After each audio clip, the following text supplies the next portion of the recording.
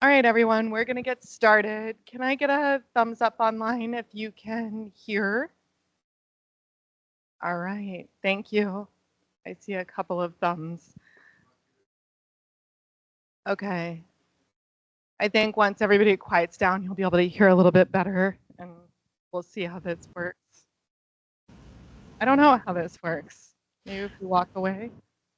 I can still hear you, Teresa. I'm asking about in the room. Is it working in the room? Yeah, okay. Good. Welcome, everyone.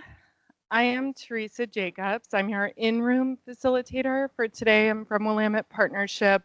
We'll do a couple of more formal introductions here in a second, but I want to give you kind of the lay of the land before we dive in. We have several people online. I'm not sure how many, but I saw several people there. For folks online, we have, what do you think, about 20 people in the room? And hopefully you can see all of us. For people in the room, there are drinks in the back, and there might be snacks later on. The bathroom is down this hall, so please help yourself if you need to go to the bathroom. We are going to have to use a microphone today in the room so that the folks online can hear, and we're going to give it a good test round in a second. We're going to have you introduce yourselves, make sure that the mic works all through the room before we get to public comment. For everyone online, Kellen is your online facilitator. She's an active participant, so we're hoping to really bring you into this conversation as much as possible. To make that easier, if you can use the hand raise feature when you need to speak, or feel free to use the chat function. Kellen and Chris from the department are monitoring chat, but that'll be easier and you'll be more likely to be heard than if you just come off mute and speak.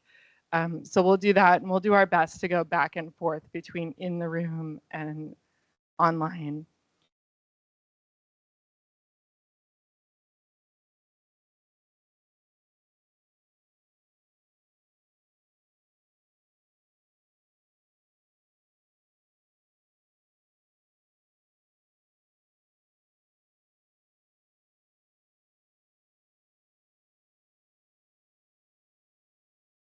Okay. Can we flash up the slides? Thanks. All right, for everybody in the room, if you can't see that, there are about 53 people online. So we have quite a few participants. We're, I think, around 75. All right, can we go to the next slide?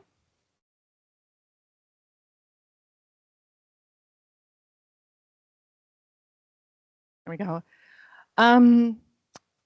For folks who don't know this, I wanted to take a minute. We lost one of our angling advocates during this process, Leonard Krug, from the South Coast. And I know there are people in the room who know Leonard, and I just wanted to take a minute to acknowledge all of the contributions that he made to the small group process and this large group process as well, and in his own community through his leadership. It was a pleasure to work with him. In addition to bringing his perspective and expertise, he always brought jokes, which was really welcome in an environment where folks were working hard to sort of get to know each other and find common ground. So he was a real pleasure to have in this space and to do work with. And I'm sure some of you knew him personally. He died doing what he loved, fishing, which is a blessing in its own right. So I just wanted to take a moment to recognize him and see him doing what he loved best before we move on. Got a thumbs up in the room. He's a good guy.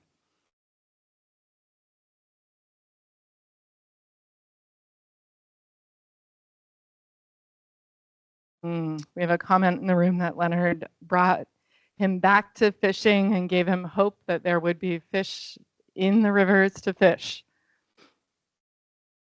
All right, let's go ahead and move on to the next slide.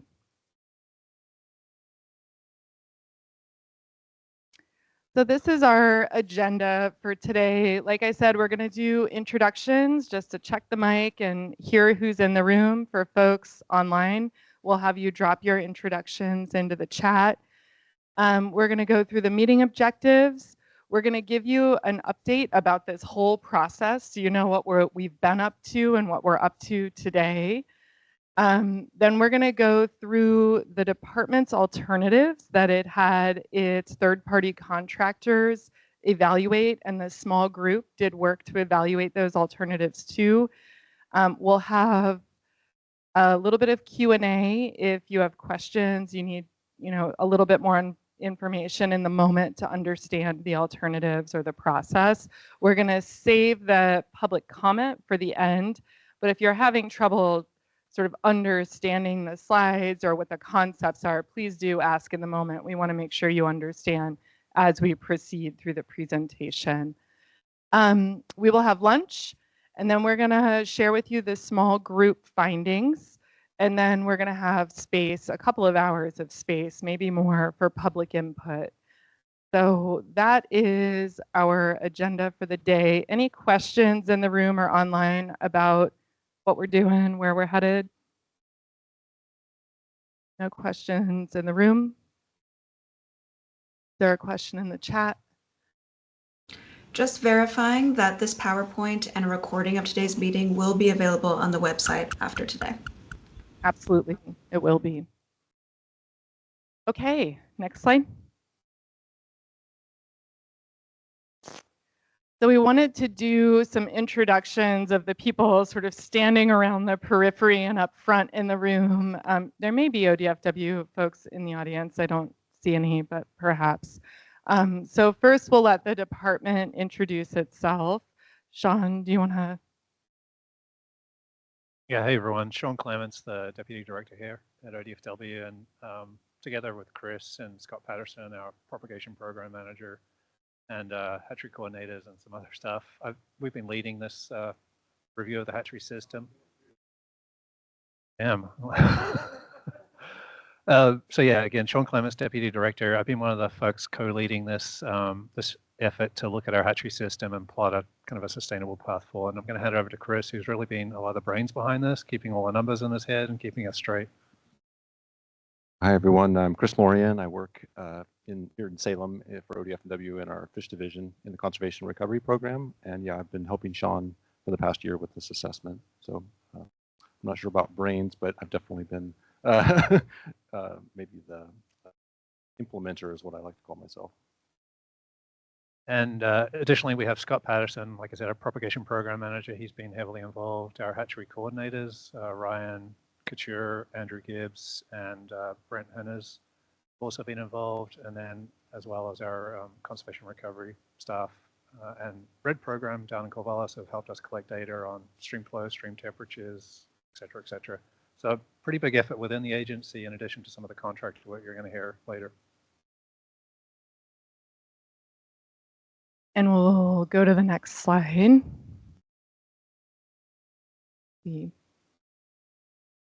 So I will introduce myself, and then I'm going to turn it over to Kellen to introduce herself and Willamette Partnership. I'm Teresa Jacobs. I'm one of the facilitators that works at Willamette Partnership.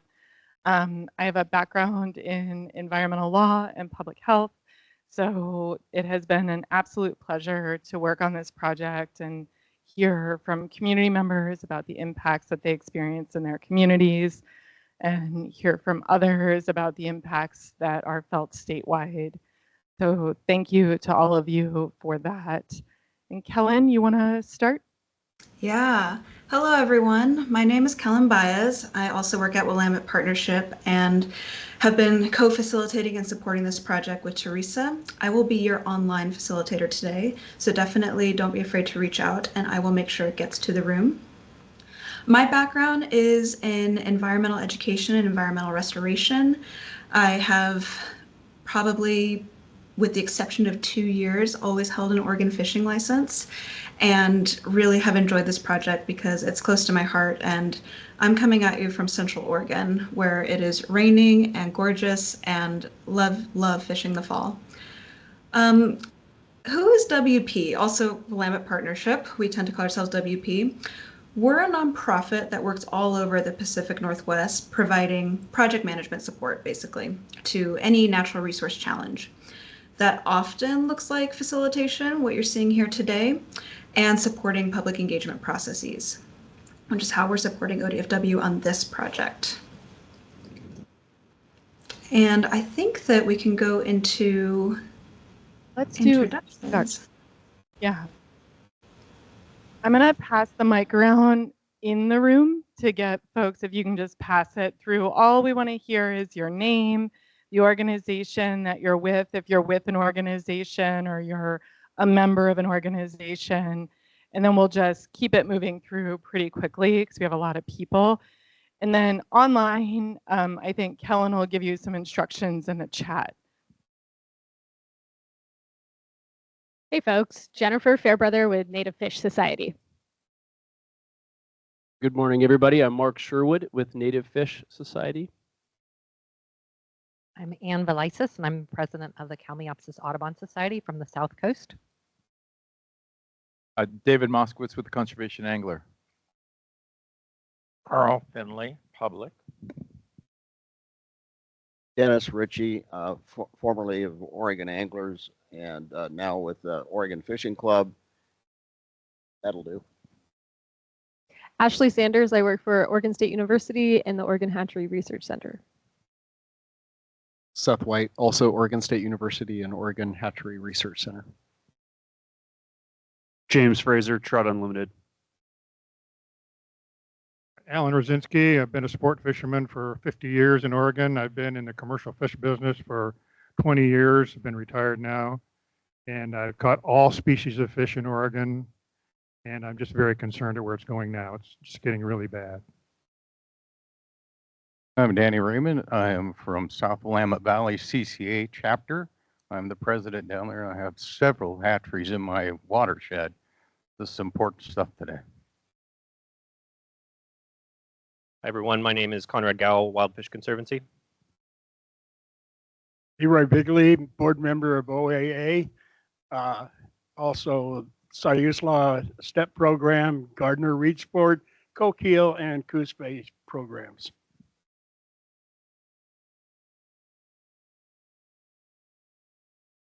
I'm Dennis Dinsmore. I'm here representing two groups today. I'm the president of the Florence STEP program of 100 members.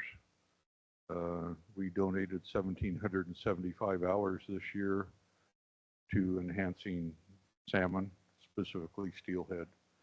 The other group I'm speaking for is the Oregon Coast Anglers, a group of about 100 people that runs from Florence, Eugene to the California border. We're all sport fishermen and we're all very concerned about closing any hatcheries. I'm Bill Hennig. I'm with Florence STEP Group and happy to be here today. I'm Milt Patskowski, unaffiliated with any group but interested where the hatcheries are going. Good morning, I'm Dave Shamp with Coastal Conservation Association and Hatchery and Wild. Don New from Hatchery and Wild, and I'm the communications director for CCA Oregon. Morning, Sean Miller. I represent the Coastal Conservation Association. How did that go for folks online? Could you hear? Great. Good, good. All right. Go to the next slide.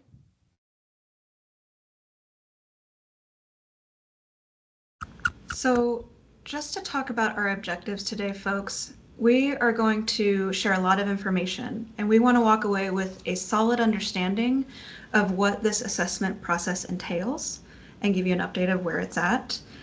We also want to understand ODFW's evaluations conducted by the third-party contractors and their analyses.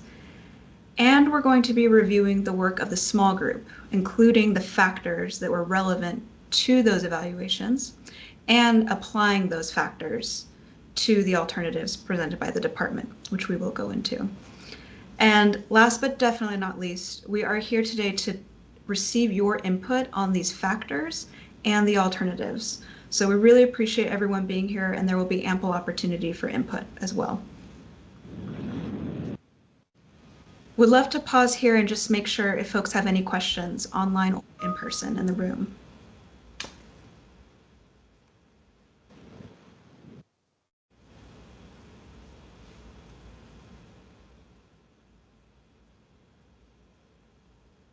No questions in the room. Okay, next slide, please. So we'll just do a couple of moments about the hatchery assessment process and kind of lead into the reporting side. Next slide. So folks may be aware that this has been going on for some time, and the department was seriously thinking about this in 2020, starting to consider long-term options, specifically how to build a system that is flexible and resilient, and really with a strategic approach. As 2024 came around, they received direction from the legislature and a budget note to invest in third-party analyses. These 3 analyses are listed here on this slide: economics, climate vulnerability, and the current state of hatcheries and the facilities and the maintenance needed. Next slide, please. And so to give an understanding of the scope of these analyses and this hatchery system and what we're focusing on and what the department has focused on is really on these 14 state-owned hatcheries. The ones in purple are federal facilities, and those have connections or impacts which the department will go into, but the focus is really on the facilities you see in red on this map.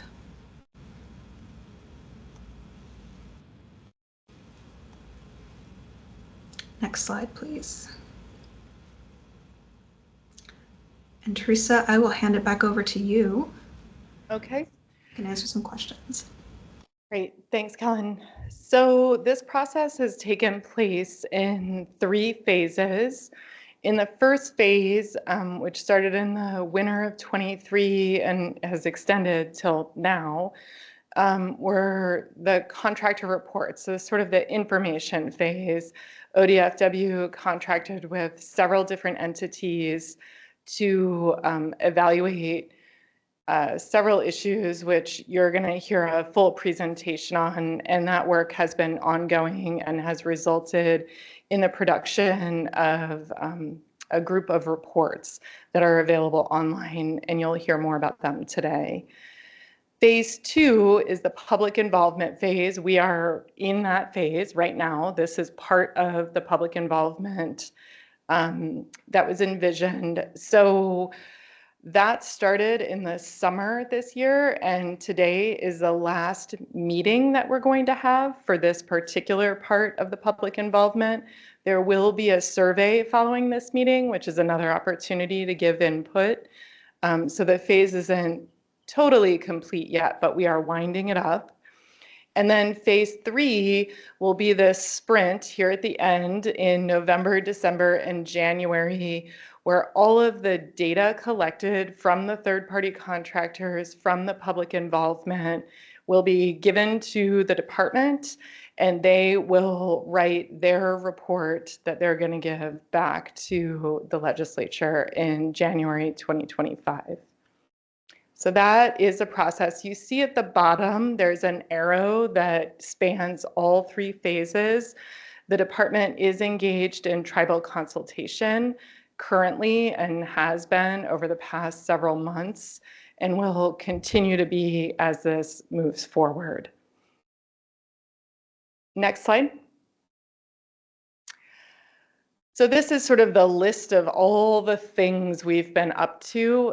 There are the large group meetings. This is the 3rd of 3 large group meetings. I realize this text is small for folks in the room. So started in June, had one in August, now it's November. There were small group meetings, which you'll hear a lot more about. Those started in September. We had 1 in October. We had 3, and in November, we had a final meeting. There was the webinar series about the third-party evaluations that were done for the department. Those happened in August, the 1st, the 8th, and the 15th. And again, those resulted in a set of contractor reports. So everything in these first 4 bullets is available on ODFW's website. You can go back and watch video recordings of the large group meetings. We don't have video recordings of the small group meetings, but we do have notes from each of those meetings if you're interested in that. And then the webinar series was also recorded. So if you're wanting information, ODFW's website is really the best place to find it. Starting at that 5th bullet is sort of what's coming.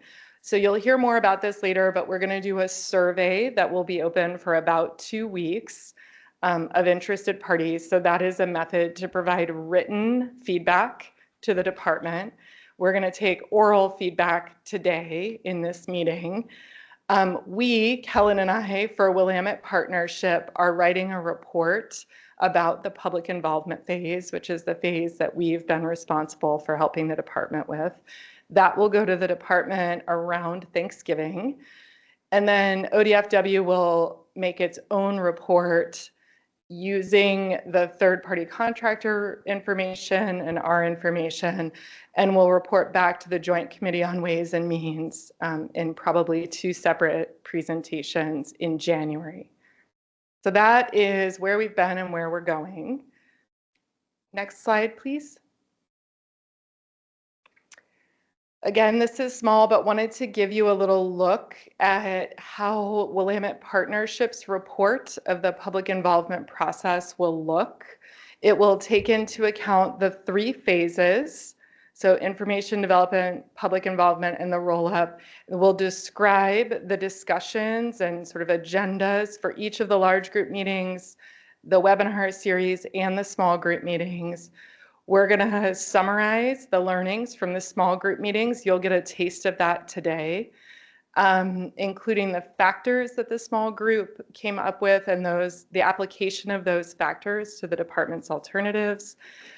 There is also some feedback from the small group on future policy and program ideas. We are going to summarize the feedback we collect here in the room today and through the survey. So that's the broader public's opportunity to offer feedback, and then we'll offer some conclusions. So that's what our report out will look like. You have a question in the room?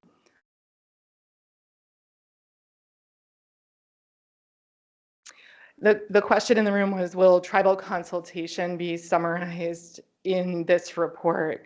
It won't be summarized in Willamette Partnership's report because we're not part of that process. We haven't been facilitating those conversations. So it would be ODFW's, within their information that they provide back to Ways and Means, I would expect there'll be some information about the tribal consultation. Yeah. Any other questions online or in the room? All right. Next slide. Just a little bit more about this to make it sort of clear, because ODFW is doing a couple of different things right now, and we wanted to make that clear. They owe a report back to on the budget note that sort of started the third-party contractor part of this process. And they will give that report in January of 2025, and it will include ODFW's summary of findings from the contractor reports and then the contractor reports themselves. Next slide. Alongside that effort, ODFW is working to create the infrastructure investment roadmap that maybe some of you have heard about. We've called it an infrastructure blueprint in prior meetings. That particular piece will take into account feedback gathered through this process in the large group and the small groups. It will, of course, take into account the feedback gathered from the contractors and their reports and from tribal consultation. And the goal of the department is to create an infrastructure roadmap that will guide investments in the system going forward for the next 20 plus years.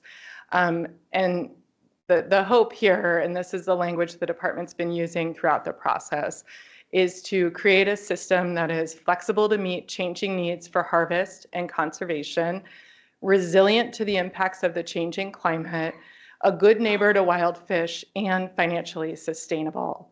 So the department is trying to balance all of those needs in the creation of this roadmap for its future decisions around investment. Any questions before we move forward? I have a couple questions in the room. We'll start here. I seem to remember early in the process you report that was in report like that. Yeah, the question in the room was that the department indicated early on it would have an economics report. And that report hasn't been posted to the website yet. So I'm going to let Chris answer that because there is a delay in that report. Yeah, thanks for the question. We have been working as fast as we can to get these reports done. The whole time frame for this assessment was really compressed. Finishing the economics report has taken longer than we expected just because of some challenges in getting exactly the information and interpretation that we need from the economists, and there's been a lot of back and forth. That report has finally been completed, and we expect it to be posted this week on the website. So I was hoping we would be able to say today that was, but it's in kind of final copy editing. Yesterday, we received kind of the final draft from the economists, but they wanted to do one more copy edit. So whenever we get that from them, which I expect this week, we'll be posting it online. There was a dependency between the economics report to complete the infrastructure report because they're going to incorporate some of those metrics in there. So I expect that report to be done by the end of the month. The contractor's working as fast as they can now that they have the final economics data to finish that report. And then there's one more report that is a hatchery kind of program viability assessment that OSU did. And that one is currently in technical review. And when that technical review is complete, then we'll finalize that report and have it available publicly.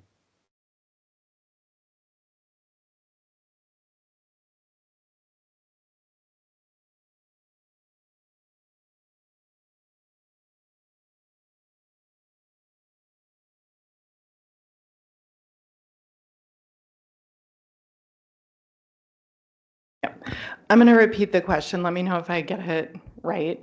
I think the question is about whether or not the small group has already incorporated the thinking of these third-party reports in its work. And if not, or even if so, will there be another round of feedback? Is that accurate? Okay. So the reports weren't available to the small group either. They had access to the information that you're going to see in a couple of minutes when the department steps through the sort of high-level findings from these reports. And so the small group thought about what you'll see in a minute, and the public here will have an opportunity to ask questions and provide feedback today, but then you'll have a couple of weeks to provide written feedback on the survey, so you have a little bit more time to think about it. That makes sense? Okay. Thanks, Teresa. Oh, I might make one more follow-up and then we'll take your question. Is that one reason that we did the webinars back in August is that we really wanted to get this information out before we had the small group meetings, before we had that last large group meeting. And so I can confidently say that the big take-homes that we had from the webinars have not changed. A lot of this is just tinkering with the details, making sure we get the really small details right. Some of the big picture, some of the numbers with the economic analysis have changed, and we'll present some of that data here today. But the big take-homes from that economic analysis have not changed, and the same goes for the infrastructure analysis. So I think that that information was available and the big take-homes haven't changed. Real quick, was the contractors, has that been posted yet, and how were they selected? So some of the reports have been posted, and I'm going to hold the selection question until we get to the report section. Is that okay with you, Sean? Or do you want to go ahead and answer it? It's an easy one to answer. Okay. Yeah. So when we run procurements for contracts, we go through an RFP, request for proposals. So we outlined a statement of work based on the budget note. We put that statement of work out for contractors to bid on, and they're given kind of the work we were asking for. There really is a pretty small field of folks that can deliver on this. It's a lot of it's specialized, and so we do reach out to potential contractors ahead of time and just make them aware that, hey, this bid's coming up. We think it might be within your wheelhouse. And so it was really just a typical state procurement process, trying to find contractors that had the expertise to deliver on a lot of this stuff. We have a question online. Thanks, Teresa. It's in the chat. It's from Mark. Has there been an engineering condition assessment of each hatchery compiled into a report? Yeah, Mark, one of the contracts or one of the subcontracts for the big Linker report was with QRS Engineering, who visited each of our state facilities and went through a list of deferred maintenance needs that the hatchery manager and identified and associated costs with that. So I think that QRS report is online. And that is the number that's also feeding into some of the numbers in our Linker report that you'll see online today associated with costs of repairing each facility. We're in the process of compiling data on the federal facilities as well at this point. Thanks, Sean. And we're going to go through the reports here in a second. So if you have more questions, we can answer those at that time. Does that make sense? All right. Next slide.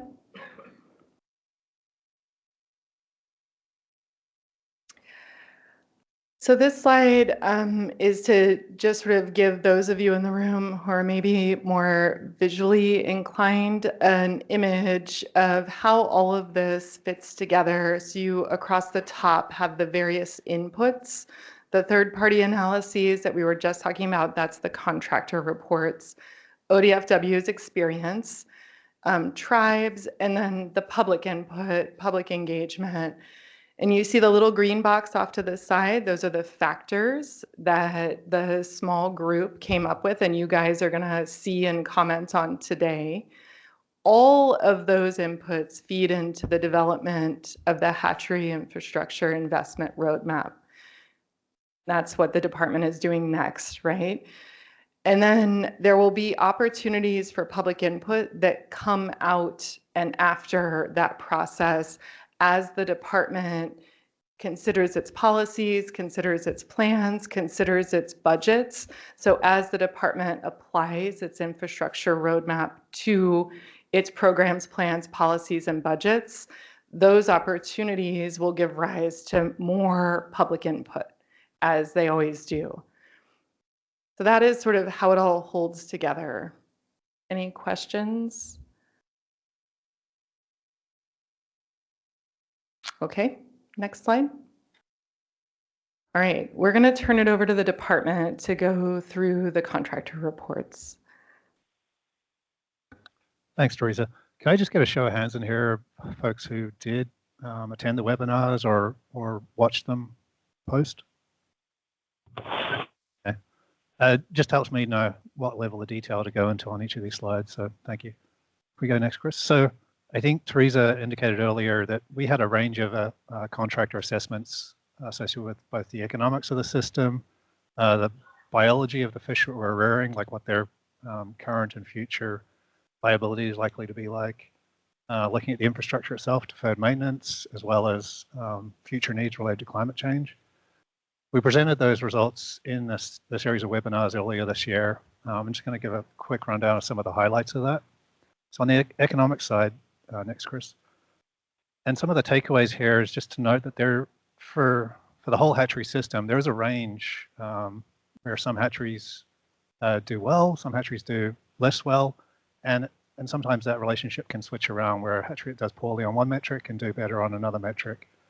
And that's all the kind of information we're trying to hold together in thinking about how do you invest in a system that's resilient and overall can be robust to all of these different metrics. So here you're just looking at some of the annual cost per pound of fish.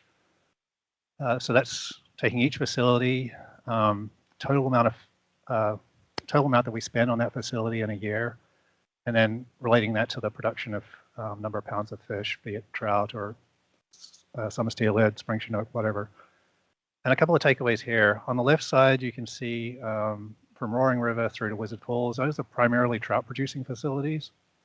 Whereas on the right side, Nehalem through to Trask, those are primarily salmon steelhead producing facilities. Some of those facilities also have trout in them, but primarily salmon steelhead. And you'll see that generally on the left there, trout production is cheaper per pound of fish than in salmon steelhead, which stands to reason because you've got a lot more production costs associated with collection of the brood, fish health checks, marking, etc. with salmon steelhead that you don't necessarily have with trout.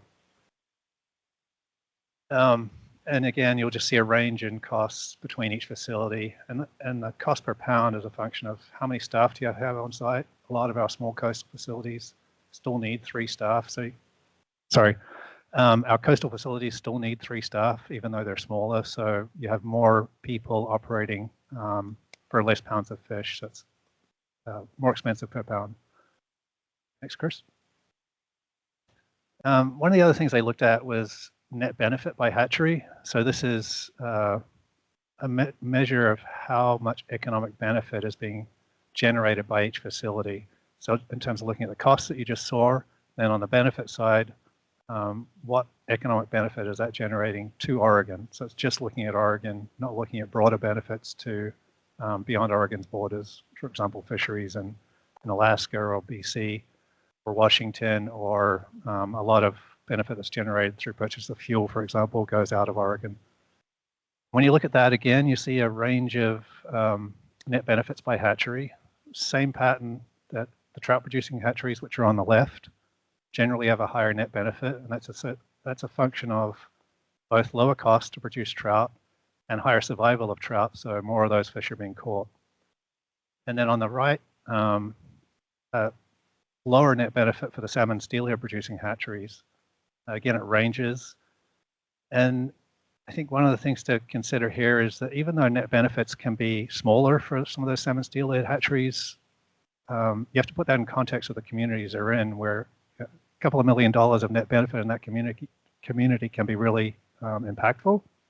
So that's some of what we were looking to draw out from you all today and in the public process is those factors that we can't necessarily pull into our analyses with the contractors, but you can all tell us what these hatcheries mean to these communities beyond just the economics.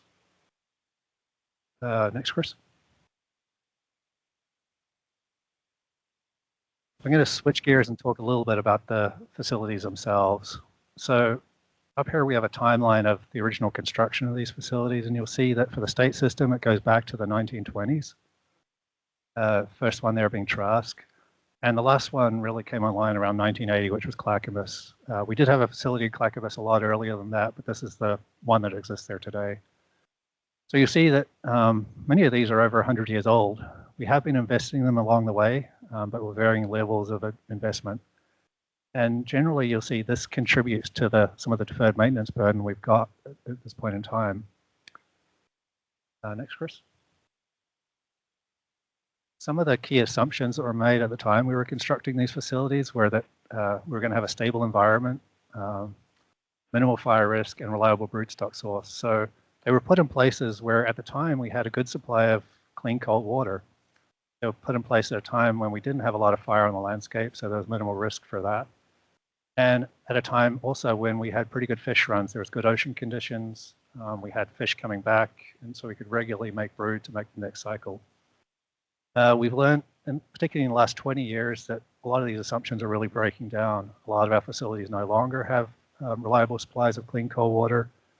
We're seeing impacts of fire. I think we showed a slide in one of the first presentations, just looking at the timeline from 2019, about how many facilities annually that have been impacted by fire, and it's pretty stunning. This last year alone, I think we had 3 facilities that were evacuated. And then reliable broodstock. We're particularly running into problems with some of our summer run fish, particularly summer steelhead, where we are not getting enough broodstock back. And we're also having trouble keeping them alive on site because of the high temperatures.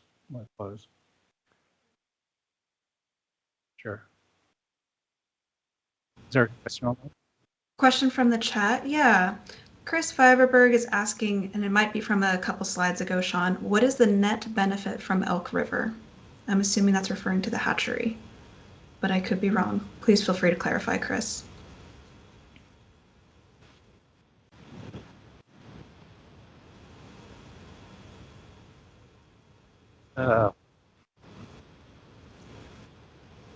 Chris, can you recall what the actual number is? Something less than $1 million, right?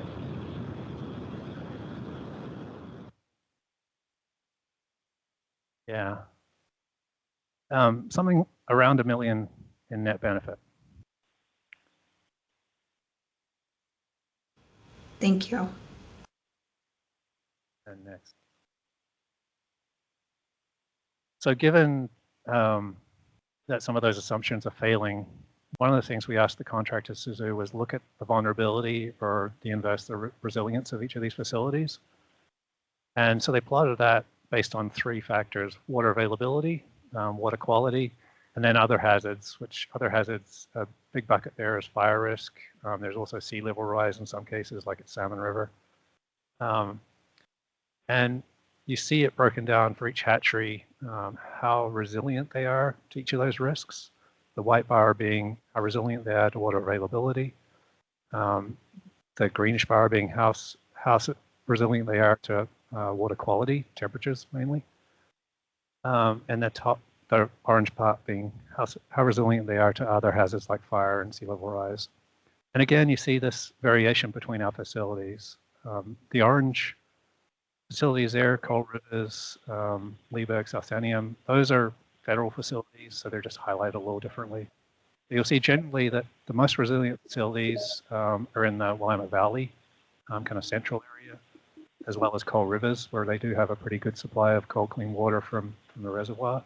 Whereas a lot of our coastal facilities tend to fall out as less resilient, and that's again a function of water quality, quantity. So there's less water available in the summer, water, and there's more fire risk in the landscape. So again, just a range of resilience.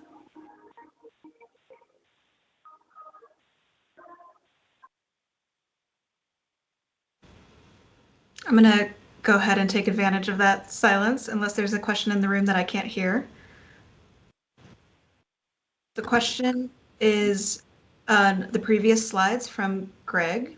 Is the total net benefit after considering production operation cost or before, including same? And I might need some clarification on that, Greg.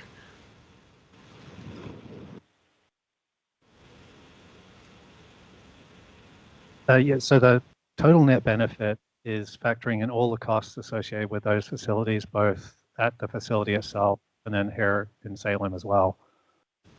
And then on the benefit side, it's looking at the benefits that are generated through the harvest of fish associated with that facility. And subtracting one from the other, essentially.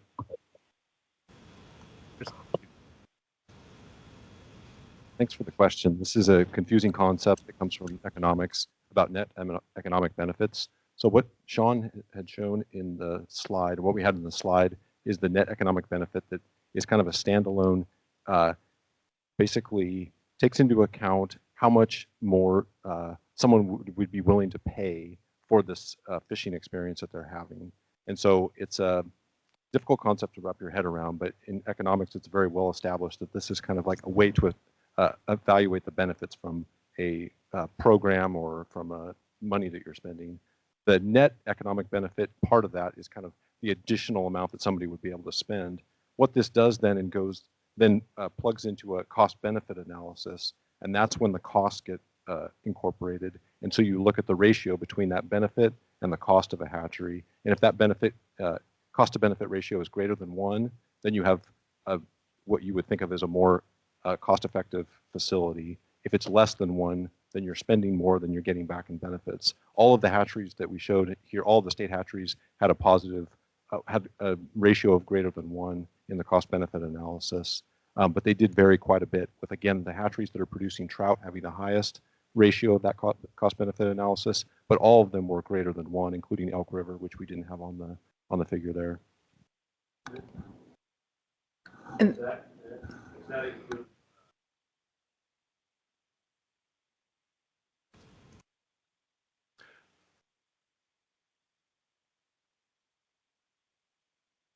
So the question is, does that include peripheral kind of spending on meals and lodging and things like that? So that's another approach to evaluating economic benefits. So that's another whole chapter in the economic report. And those benefits, what we call regional economic impact, are taking into account that money that goes out into the local economy and into the state economy and is spent. So that benefit is also in the report and is of a very similar scale to that $50 million range we saw for the hatchery system. So it's a little higher actually. I think they came up with a number around 55 million for that REI, the regional economic impact of the hatchery system and the spending there, which includes the fisheries, the spending at the hatcheries, and then also visitors to the hatcheries. let's catch up on a few online comments. Kellen? Thanks, Teresa. On a previous slide, Dave Kuhn has a question. Why is the Elk River Hatchery not on the slide, referring to the net benefits by hatchery? Yeah, Dave, that's primarily my fault. I was putting that slide together about 5 minutes before the presentation because we got some new numbers from the economists trying to update. So we do have that number for Elk River. Somehow in my haste to get down here, I just slipped through. It's somewhere around that mark. And as Chris mentioned, the economists looked at two ways of kind of quantifying the value of the state hatchery system. One being the net benefit that we were showing just now, the other being the regional economic impact. They're just different ways of looking at the problem.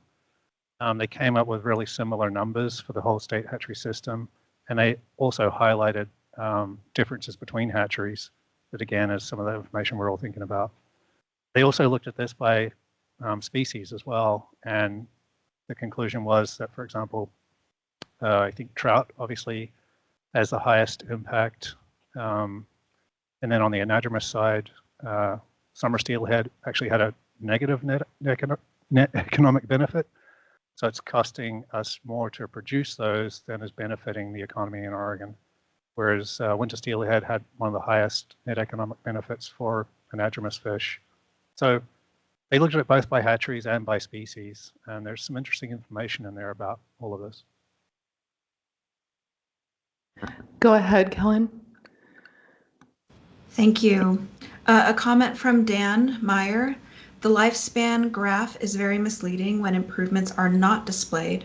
Rock Creek has had millions of dollars of improvements, but appears to be ancient. And a question from Ty Wyatt. Was the angler effort measured to calculate the economic value per facility? If so, how was the effort/participation estimated? I'll touch on the first one, and Chris can give you more detail on the second piece there. So yeah, Dan, the point of that timeline is just to illustrate when these facilities were first constructed. We acknowledge that there have been upgrades along the way at each of these facilities to varying degrees, right? Rock Creek had some upgrades recently in terms of some of the infrastructure there. Trask, for example, we built a new hatch house recently. But a lot of the infrastructure at those facilities, the point is that it's still old and in varying degrees of needing repair. And Chris, do you want to come and just talk about the second piece there?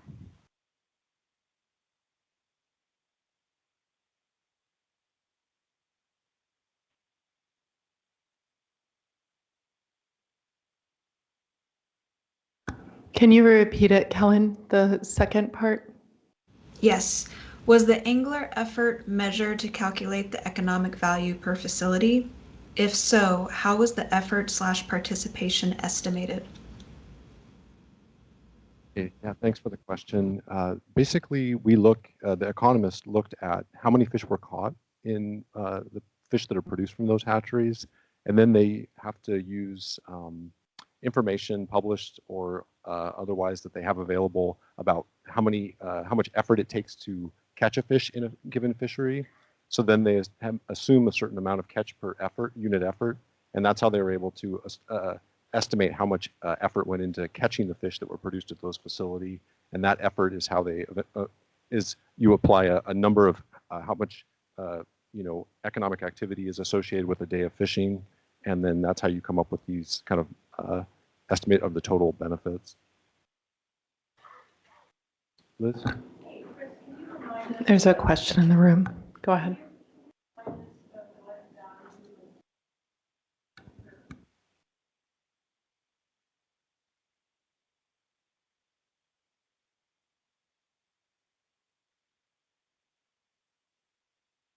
So the question from Liz is from Liz Hamilton. What was the? Can you remind us of what value was used for the trips? The angler trip values, and the question is, what would you use different ones for trout fishing versus other fisheries like winter steelhead?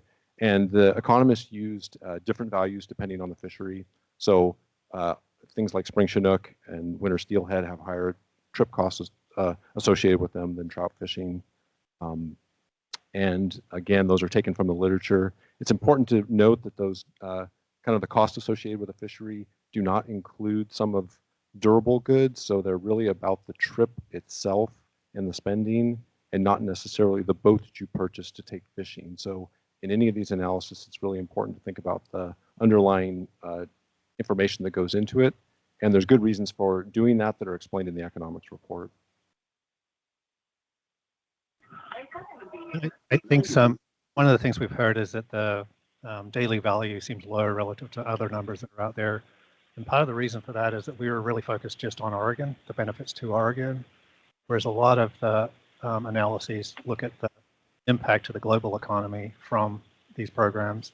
For example, fuel costs are a big part of the daily spending on some of these fishing trips, but very little of that fuel cost benefit stays in Oregon. A lot of it goes outside of Oregon. I guess we've got a few in the room. I'm not sure if there's any more online. I'm just going to read the comment that I can see from Ty Wyatt. Following up on that question, effort is not always equal to catch. So this may be very misleading concerning salmon and steelhead. Countless anglers value these fisheries regardless of fish harvested.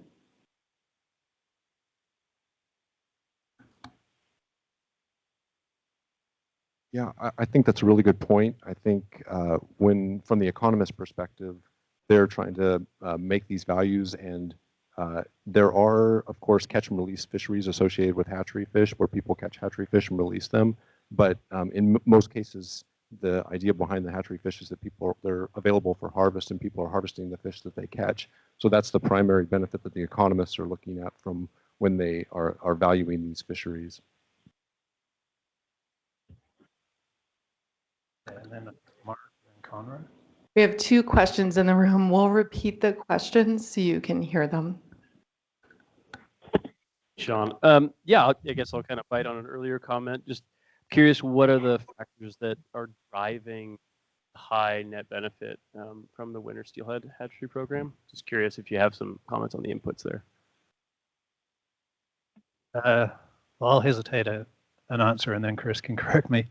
But I think if you look at the net benefit side, it's a function of survival of those stocks, with the winter steelhead having higher survival and then also the total production. So if you're putting out a lot more winter steelhead than summer steelhead, you're going to have a higher net benefit and they're surviving at a higher rate. Is that pretty much it?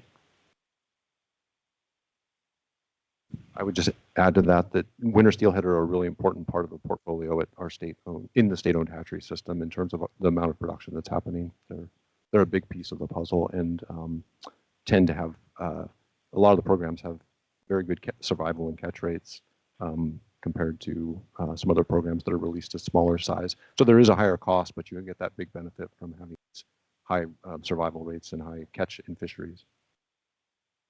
Then maybe Conrad, and then in the front here. You're making me walk. We're going to try passing the mic around the room, so let us know if you can't hear online. So my question has to do with the commercial side, specifically the marine contributions of fisheries. I know that was found to be low, looking at the Oregon commercial salmon harvest in the ocean.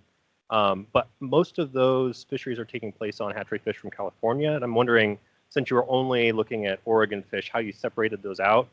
And then kind of a follow-on question, if any information is available to the money Oregon invests in hatcheries that is then exported out of the state and contributing to other fisheries, or I guess being lost to other states or nations that ODF&W puts into it.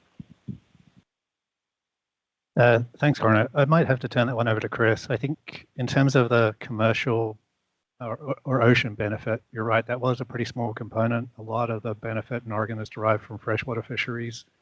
It's, again, likely a function of catch rates in the ocean on Oregon fish, which you can determine in a lot of cases from CWT recoveries and the proportion of Oregon versus California fish. Yeah, Sean nailed it. The coded wire tag recoveries for salmon are what give us the breakdown between commercial and recreational catch in different fisheries. So we can pretty well dial in how those fish are contributing to Oregon fisheries through those coded wire tag recoveries.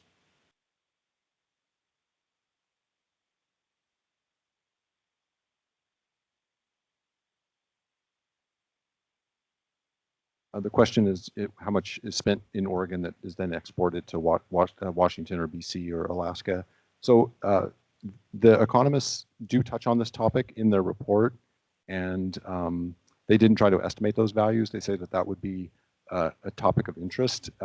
They also mentioned that it would be a topic of interest to think about how much California's hatcheries are contributing to Oregon commercial fisheries, because there's a big a lot of our commercial catch is based on their releases. So there is this transfer over between entities that happens, and it is just part of trying to manage these fish in their life history. So that's touched on in the report, but they don't attempt to estimate that. And there have been several reports previously that have looked at the total benefit generated, like the global benefit generated from particularly the facilities in the Columbia Basin. I'm not sure if they broke it down by within Oregon, outside of Oregon, but that's why you see some of those higher numbers for the total benefit, because they do look across borders.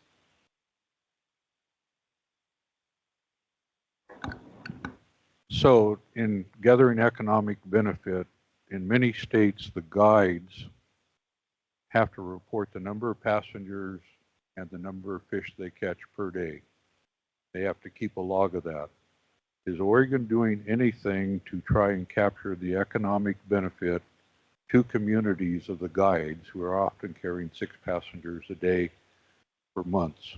And how do you estimate that, or is that being taken into effect? I'm going to pass that one over to Chris again.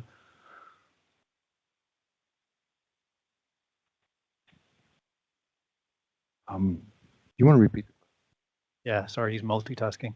So the question was around,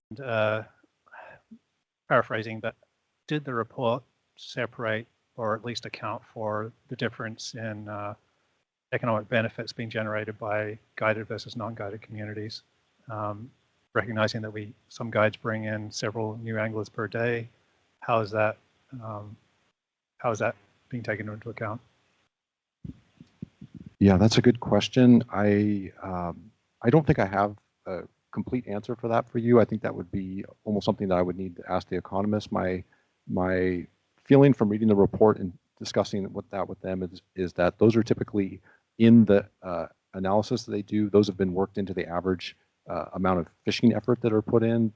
So guided trips, typically often have a higher success rate, higher catch per unit effort. Compared to just a recreational angler who's not being guided. So I think that in many cases, the studies that they've based their work on are incorporating both guided and unguided anglers. And I know that's the case for example, for marine catch, when they're looking at these reports of how much economic benefit is generated by trips to the marine environment. You separate out guides who are going on, or anglers who are going on charters versus ones who are fishing themselves on their own boat.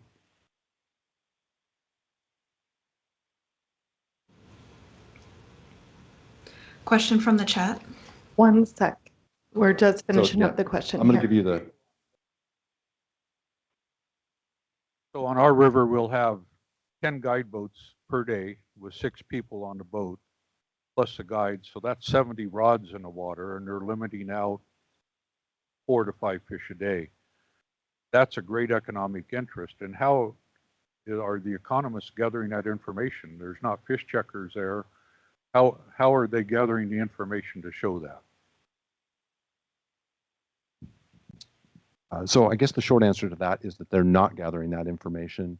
They are not taking into account these really granular details about each fishery, and they acknowledge that in the report, is that due to the nature of the study and the time span, these things would require individual creel studies like you're talking about and individual angler interviews that were not part of their analysis. We're going to go to Kellen to clear out the online questions. Just one follow-up on that, Oh. Teresa, sorry. So I think Chris indicated that typically with a guide, you have a higher effort than with a lot of like general public anglers. And so when they're looking at harvest data, so there's still reporting when you're being guided, you're essentially assigning, when you're looking at the average daily spending, you're essentially underspending sometimes on guided fish because you're spending less time on the water to catch the same number of fish, but it kind of evens out in the end. So while it's not explicitly accounted for there are differences in the efficiency of guided anglers that put them kind of under the average versus the public or above the average, unless you're some of you folks that are pretty efficient at pulling fish out. Okay, Kellen. Thank you. Chris Viverberg asks, do net benefits only evaluate the value of fishing and not conservation of native runs and preservation through no-take rules to the future of fishing? Yeah, the economic analysis is really focused on the hatchery production and the hatchery system. So just looking at what the costs are for production, benefits accruing as fisheries are. The report acknowledges there are all these other intangible economic outcomes. So the ones you talked about, wild fish, also the cultural side of benefits. There's all these other factors that come in. Hey, Sean, you might need to hold the microphone a little closer. You're cutting out a little bit. Okay.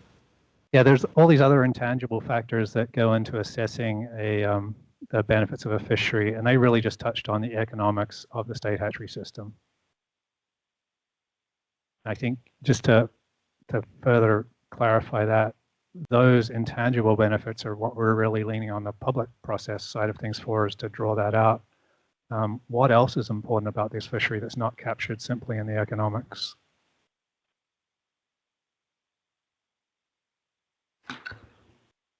Are there other comments online, Kellen?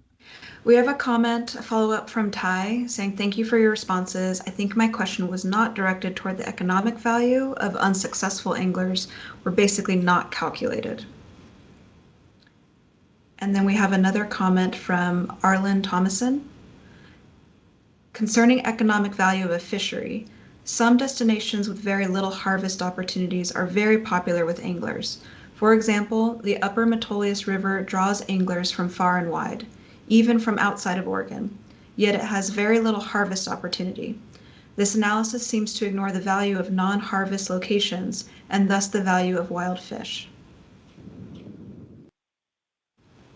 And I have one more question unless you want to address those comments.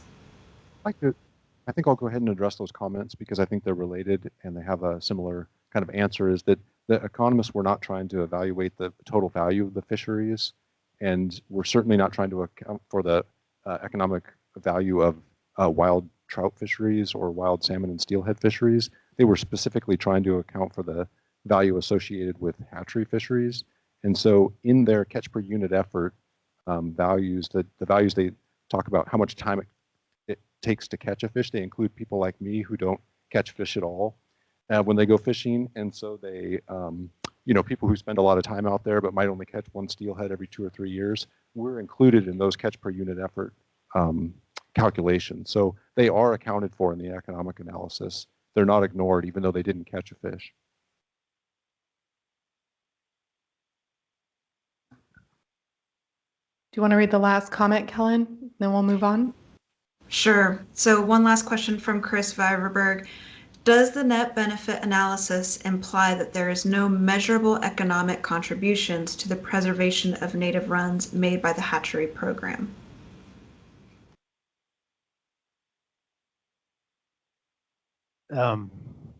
Just struggling to get my head around that question. I think the answer is, just going back to, they were really focused on the net economic benefit of the hatcheries themselves, producing the hatchery fish that are then being caught.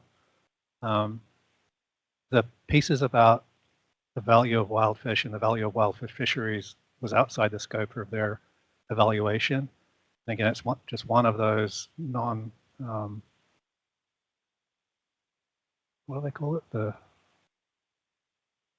Non-consumptive values, again, like the cultural values, the tribal values, that is not captured in this analysis, but we get from talking to you all, from talking to the tribes. So it's brought in that way into our thinking about developing this roadmap. I would just add one more thing on there, that the economists are very careful to refer to this as a limited cost benefit analysis, because it doesn't account for a lot of these other things that can be important on both sides of the ledger when you're thinking about costs and benefits of a hatchery program. And so they're very explicit about this is focused on fisheries for these net economic benefits, and some of the other ways that hatcheries produce economic benefits in the communities. And when I spoke earlier about, there is important to, when you read the economic analysis, to really carefully read through this about there's net economic value, there's net economic benefits, and then there's cost benefit analysis. And those things have very specific meanings. And I would really suggest to take some time to really take a deep dive into that analysis, because even me explaining it is certainly not as good as the economist being able to explain it in the report. Thanks. And I'm just going to do a quick time check to say that we have about 40 minutes before lunch, and we'd like to get you through all the department materials so that we have plenty of time for public input this afternoon. So if we have extra questions, don't worry, we'll collect them and get them answered. And we'll do as much answering of them right now as we can within the time frame. Thanks. Kind of lost track of where we were, but so we've talked a little bit about the economic benefits. We talked a lot about the economic benefits and costs associated with the facilities and the different programs. We've moved into the facilities themselves and looked at kind of the resilience or vulnerability of each of those facilities. And then there was a question earlier about, have we done an engineering assessment of each facility? And this is where a lot of that information comes in, is looking at, in order to bring that facility up to the standard it needs to be to produce high quality fish, address the deferred maintenance, et cetera, and think ahead about climate change. What would it take? What would it cost essentially to put infrastructure in place? So again, you're seeing a range for each facility from the least expensive, I think that's Fall River, over to the most expensive, Rock Creek, in terms of what investments will be needed at each of those facilities. It's broken down by climate technology, which is really chilling and recirculation. So if you've got not enough water or water's too hot, you need to put in some of that technology or reduce your densities in some cases, depending on the temperature, in order to raise healthy fish. Project modifications is kind of a special category of places where, like Rock Creek, where you really need to start from the beginning again and build up a whole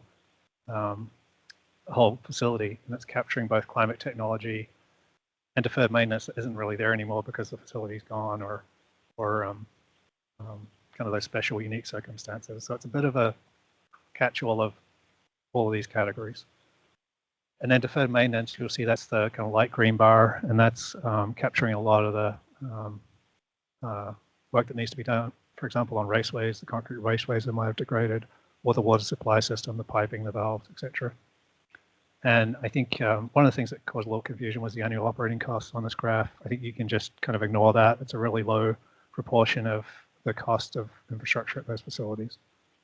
So again, the take home here is, again, there's just a range of costs associated with each of these facilities that would need to be spent if you want to bring these facilities up to being a high performing level. One of the other things that Linker has looked at is, so they looked at three kind of axes: the vulnerability resilience, the infrastructure costs, so the upgrades that would be needed, then also this measure, which is really looking at, it's hard to know what to call it, but we call it contribution to the hatchery system, but it's really looking at a few things. How linked in is that hatchery to the rest of the hatchery system? We move fish around a lot of different hatcheries. We take advantage of the conditions at each different hatchery for the different life stages. So for example, Coal Rivers is really a hub for the Southwest. A lot of the fish from Coos Bay, Coquille, Umpqua move through Coal Rivers at some point in the life cycle because they take advantage of good conditions at Coal River at times when we have poor conditions at like Bandon or Rock Creek. So it's looking at that linkage. Some hatcheries are more isolated. They just serve the basin that they're sitting in. Other hatcheries are serving a wider spectrum, like Roaring River, for example, serves trout production across a lot of facilities. So that's the kind of brown bar there at the top. And then also looking at potential excess capacity. So this is a measure of essentially taking the footprint of the facility and looking at, is there space to add more capacity to rear fish there? So is there more space for raceways? I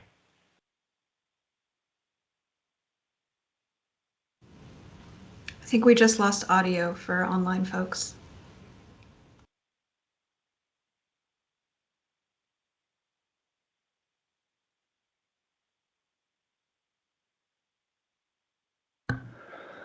Here I go, bending down again. So the other measure they looked at was the potential excess capacity. So it's really looking at the footprint of the facility. Is there space to expand there to add raceways? Is there available water that you could expand and fill those raceways? And at some facilities, you'll see there is space, like Coal Rivers, for example, has a fairly large footprint and it has a lot of unused space and it has available water.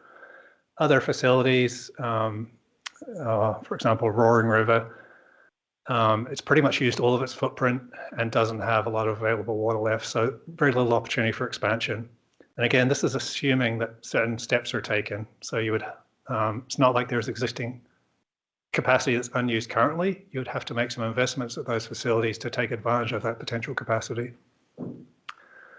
And then the last one was just how many fish are being produced, which again is a small portion of this bar. It's kind of that lower part of the bar. And again, Coal Rivers, the largest facility in the state hatchery system, has a lot of fish production on site, whereas a lot of our coastal facilities are pretty small. So again, take home is that there's just a range here, right, of how each hatchery relates in terms of its contribution. And again, a hatchery might have done well on the resilience, but poorly on another one of these metrics. And how do you hold all that information together and thinking about how you prioritize investments? That's part of what we're thinking about with this roadmap and looking to draw out from you all today. Next. One of the other analyses that was done was by OSU and NOAA staff. And this is looking at hatchery stock viability. So we're just internally seeing trends in terms of the performance of different stocks. It's related to a few things, both our ability to rear quality fish, particularly when you have that yearling life history and you have to rear them through the summer, some of these low flow, high temperature periods.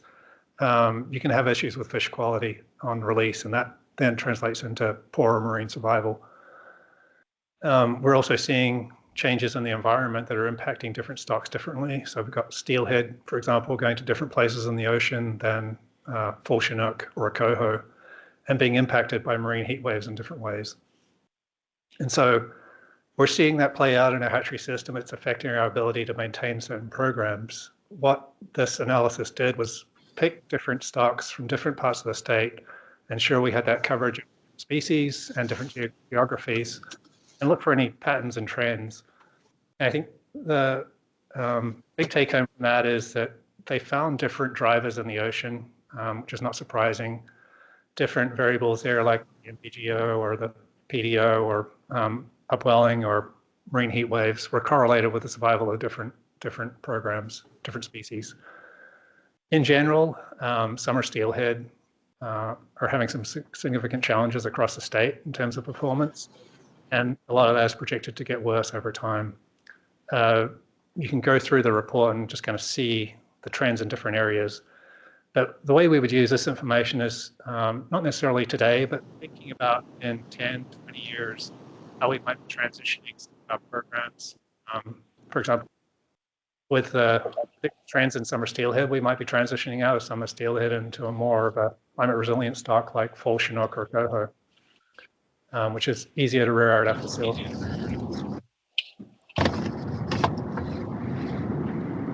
Someone online, there's a, yeah, cheers. So yeah, interesting information out of that report that kind of confirms some of the things we're seeing on the ground too. And it's just food for thought about how we think about transitioning our programs in future. Next, Chris. One of the first analyses that came back was looking at the future need for the hatchery system. And they looked at that on a couple of axes, one being mitigation. So we have several types of programs, one being mitigation, which is primarily currently associated with the federal system of dams, where they're required to mitigate for the impact of that lost habitat. Another is harvest augmentation, so where the wild runs alone cannot sustain a fishery or the fishery demand. And the third is conservation programs, so where the wild fish are in such a poor condition that we've implemented supplementation or conservation programs to try and either buy time, as we are in the Columbia Basin, or actively try and take steps to improve the population. Got a chum reintroduction program in Lower Columbia. We've implemented a conservation program in the Coquille, and in that we're using hatchery fish to stock above the high hit dams and to reintroduce there. They looked at those three different categories and then looked at what the likely need for those different categories in each area was going forward. And I think the general take-homes were that at that scale, which again is just a very broad scale, there's going to be a continuing need for hatchery programs in some way, shape, or form, whether it's conservation, mitigation, or harvest augmentation.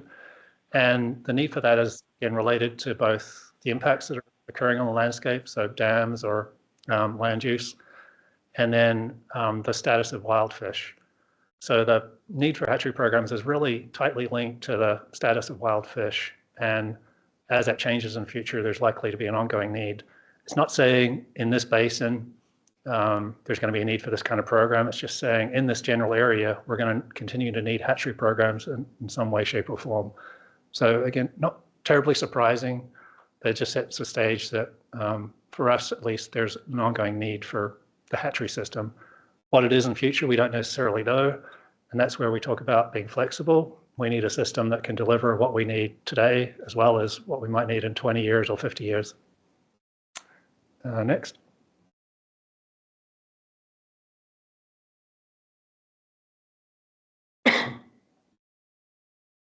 They're so similar. I got to notice.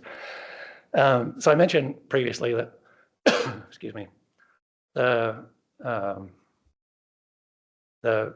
programs themselves are really tightly linked to the status of wild fish. And currently, the relationship is really managed under this pretty extensive policy framework. We have ESA policy frameworks, we have state policy frameworks. And one of the contracts was looking at how those frameworks are set up to ensure that hatcheries are good neighbors to wild fish. And so again, hatchery programs do have benefits. They also have some risks. And these policy frameworks are set up in place to ensure that we were introducing hatchery programs, they're being done to maximize those benefits and minimize those risks. And those frameworks will be in place going forward. excuse me, and will still be guiding the actual programs that we put in place. So whereas we're largely talking about the infrastructure itself, as Teresa indicated, the policy decisions that implement actual programs, the Summer Steely program and the SILETs, for example, that's still implemented through a commission action, through a CMP revision kind of thing. And that's where these policy and planning frameworks come into play. So that will still be there. Some of those policy frameworks may change going forward. For example, we have a climate ocean change policy that indicates that in some places we may take different approaches depending on the status of wild fish. Thanks. So I think the point here is that as we think about investing in this system, we're also going to have to be mindful of these existing policy and planning frameworks. Next.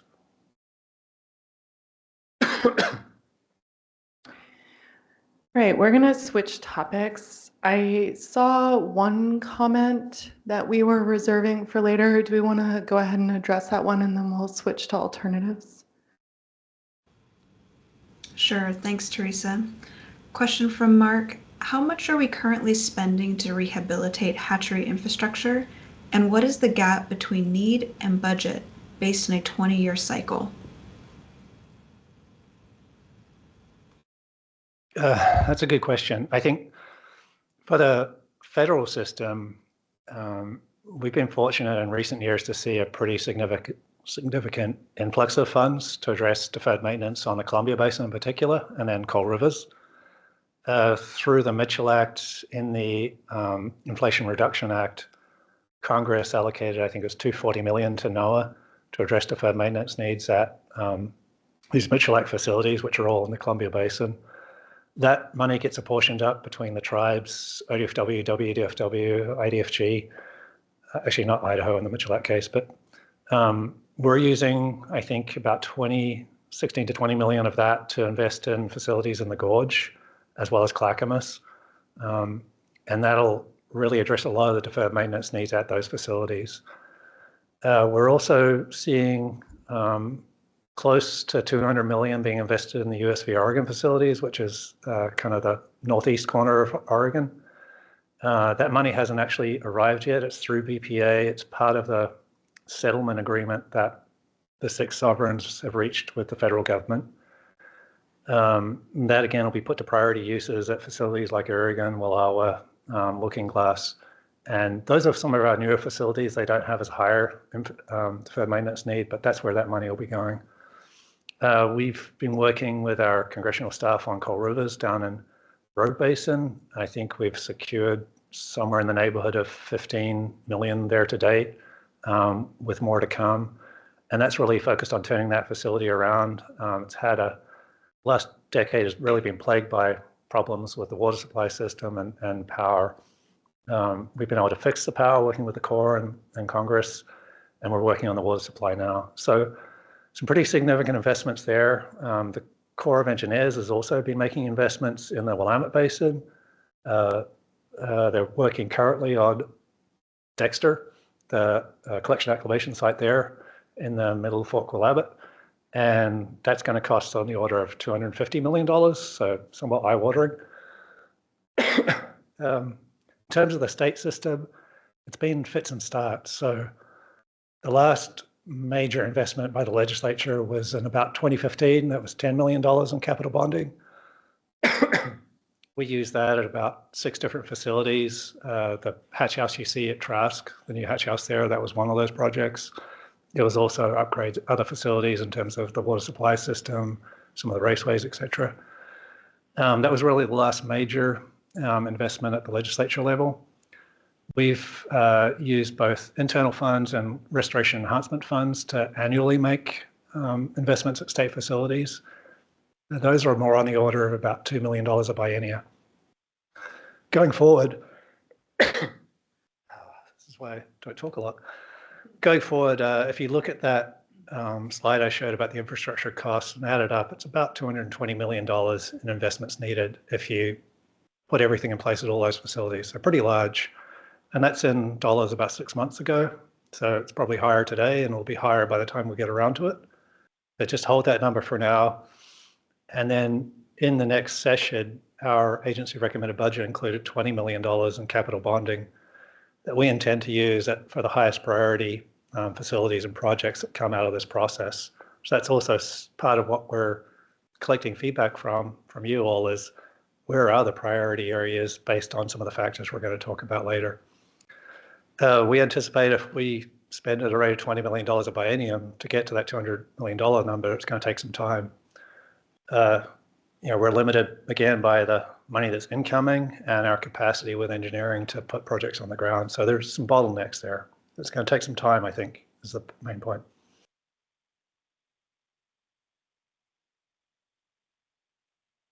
It doesn't seem to be water, it's just, yeah. All right, we're gonna switch gears a little bit into the alternatives that, I'll let you frame this up, Sean, but alternatives that the department's contractors looked at for the department, and then we had the small group look at as well. So these, obviously all of this is important information, but I would say really sort of focusing here on the alternatives because a lot of what we do for the rest of the day will be about this exercise and what these alternatives mean. And this is a chance for all of us to sort of get grounded and understand what the department was actually having its contractors look at.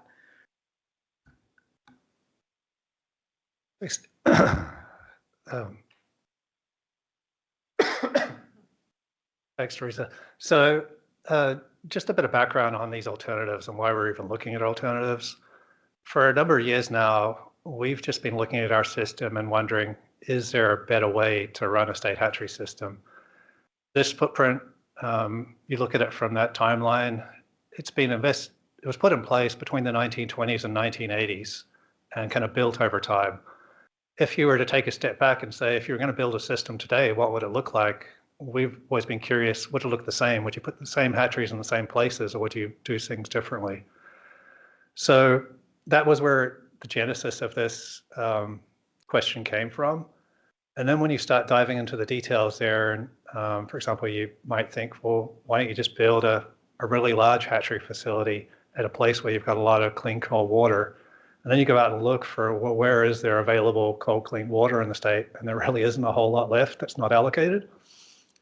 And then also, where is there available land? And those two things together are in pretty short supply. So you kind of quickly get necked back down to where we currently have infrastructure. And then you start asking the question, are there facilities, again, going back to that excess capacity that could be expanded? Like there is water, there is space, that they could rear more there. And if we did that, could we reduce the footprint of the system, because maintaining a large footprint comes with challenges. And so our folks worked through really 3 different alternatives, given some of those constraints that I just laid out. Next, Chris. And these are all compared to the status quo. So status quo is just investing at each of those 14 facilities. Total cost of around $220 million in today's dollars. Recognizing this is really small, but in the Southwest, I'll just run through that because it's most straightforward. The alternative to status quo that really works in terms of maintaining the same production level, so the same number of pounds of fish, not saying anything about the programs, just assuming that those programs will stay as they are now, and potentially change in future as program performance changes or policies change. But again, no change in production, no change in programs. How could you do it differently? The approach that, really the only approach that works down there is one where you expand out at Bandon. And by doing that, it allows you to bring some of those Coos Bay production back into Bandon rather than sending them to Coal Rivers. That then frees up space at Coal Rivers for you to have some North Umpqua production or Umpqua production, and then expanding at Elk River. And by expanding at Elk River, again, allows you to bring some of the Coquille conservation program into Elk River rather than going to Coal Rivers. And it also allows you to bring in some of the Umpqua program, particularly the Gardner Reed Sport, into Elk River to rear to kind of a smolt stage to improve the survival of that program. So in the Southwest, for all three alternatives, we're really looking at an expansion of banded and elk, a shift in a lot of that Rock Creek production into the South Fork, to Elk River, and to Coal Rivers. And then we'll get to this later, but a maintenance of the Spring Chinook program in the North Fork. In the Northeast, and we're comparing that to status quo, so investing at all four facilities, Rock Creek, Elk River, Bandon, and Coal Rivers. In the Northwest, it's a different beast in that we have a lot more hatcheries and a lot more flexibility in what we could do there. But again, 2A is really thinking about shifting production out of Nehalem, I think it is. 2B is shifting production out of Salmon River, and 2C is shifting production out of LC. And where that production goes depends on the alternative. In a lot of cases, production is being shared between like Cedar Creek, Clackamas, Trask. And so you're expanding some of those facilities. And to do all of that, you need to also expand at Oak Springs and Fall River to move trout production out of the west side onto the east side. So depending on the option you choose here, you can move production around and still maintain those programs. Caveat being that it does become more difficult to maintain a program when you don't have a hatchery on site. So these are the analyses that we've been working on internally, and also that the small group's been kind of wrestling with, exploring, and that we'll talk more about later today. Just want to step through them. Chris. So alternative one, status quo, just investing at all of these 14 facilities. Next. 2A, again, if you just focus on the top part of the graph, the arrows kind of indicate where production would shift from. So if you're shifting production out in Nehalem, some of that will go to Trask, Cedar Creek, and I didn't bring my glasses, but Salmon River. And then also shifting out of Salmon and into Clackamas, or vice versa. And if you do that, do these production shifts, you can continue to rear the same number of pounds of fish, just in different locations. The potential capital savings, so over the status quo, is about $7 million with some error bars on that. Next, Chris. 2B, this is where we're shifting production out of Salmon River to some of the other facilities, particularly Clackamas and Roaring River come online here. And with this option, potential capital savings are around $9 million. Next, Chris. And then the third one was looking at moving production out of LC, again, going to like Salmon River, Cedar Creek, and then bringing more into Clackamas. And the potential savings here are around $16 million.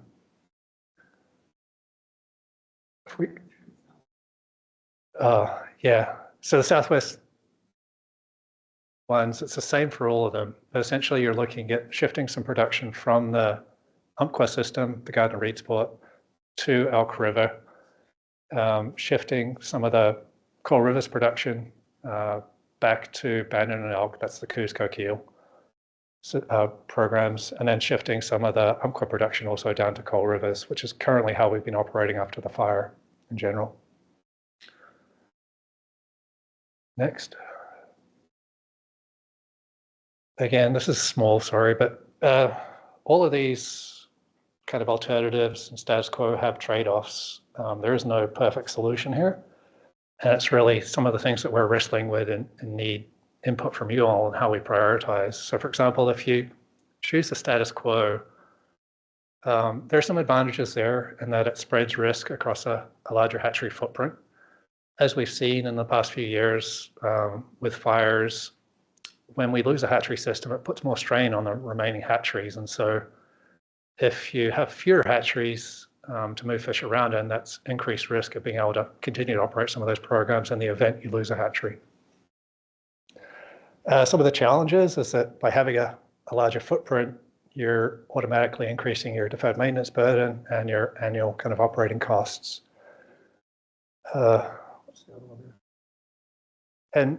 And you're investing in some facilities where there are some real significant challenges in terms of temperatures, flows, fire risk, and there's no guarantee that whatever you build there is going to be successful going forward. If you think about the consolidation side of things, so that's where you'd move production into fewer facilities but expand those facilities. You are putting it in places that are somewhat more climate resilient, in that you have a high likelihood of success going forward at those facilities. And also, there's some potential cost savings in terms of the capital. But then on the downside, you're also concentrating some of that risk into fewer facilities. So each of those facilities becomes more important to the system overall.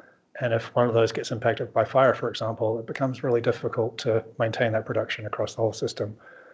So again, no perfect solution here. There's probably other advantages and challenges, but these are kind of the high level main ones. Next. So I guess, yeah. So maybe before we take off for lunch, we have about 15 minutes for questions, clarifications.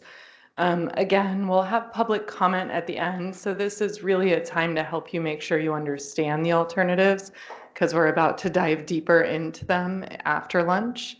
So let's keep the sort of focus here on questions and clarifications, less so on comment. We'll get to that part. So let's start in the room. Anybody have questions? Need clarifications? Sure. Let's try the mic. Is it ready? We'll see. Hold on one sec.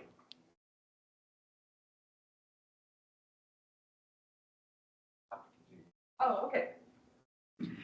We don't have batteries, so I'll just repeat your question.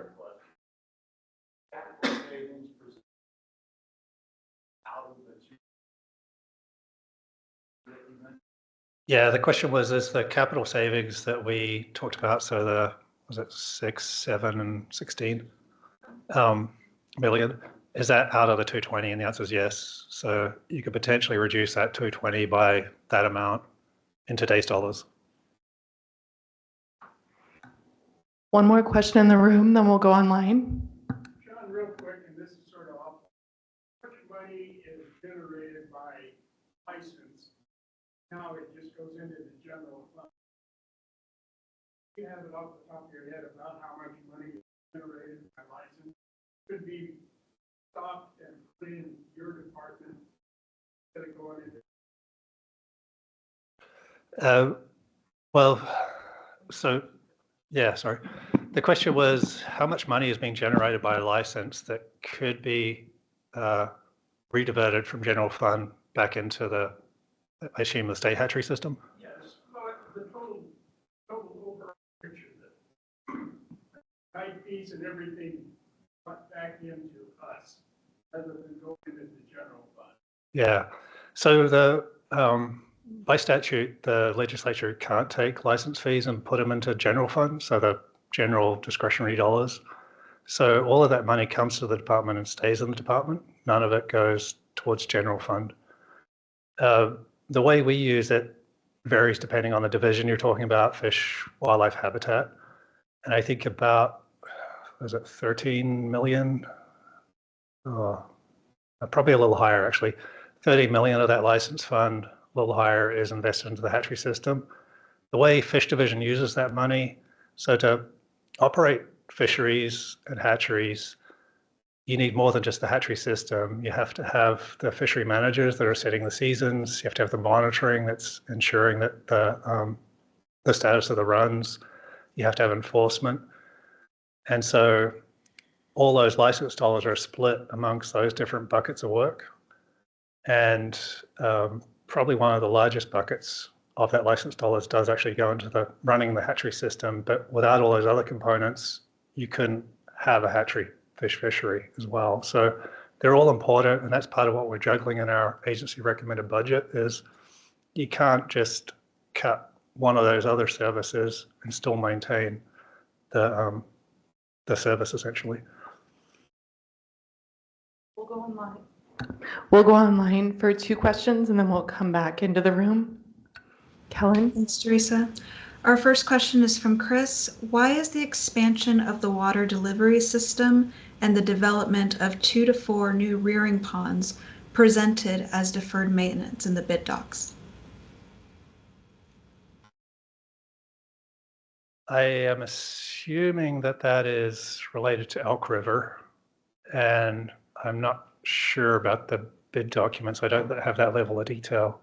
So just for folks' awareness, the plan that was outlined here in terms of the alternatives included an expansion at Elk River, and currently the department has out to bid elements of that expansion, which is essentially building up to 4 new raceways. The bid itself is probably going to be for 2 raceways. There's not enough money currently to build 4.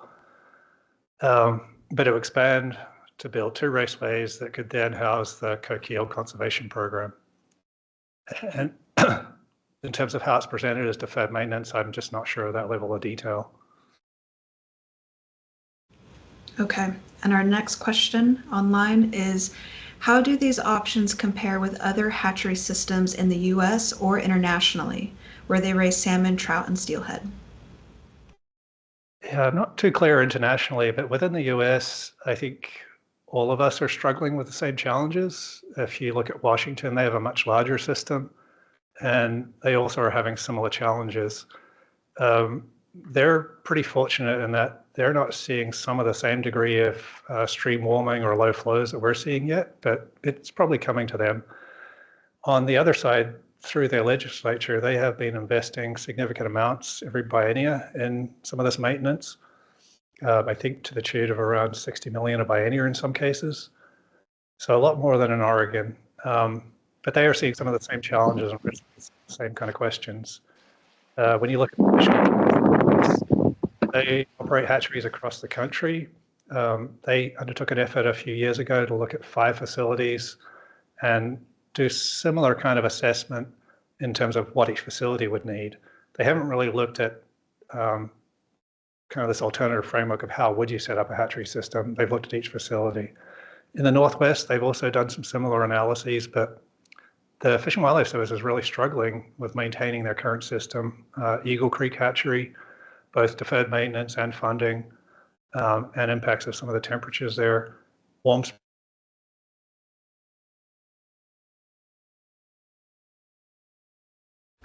Oh, we just lost audio online.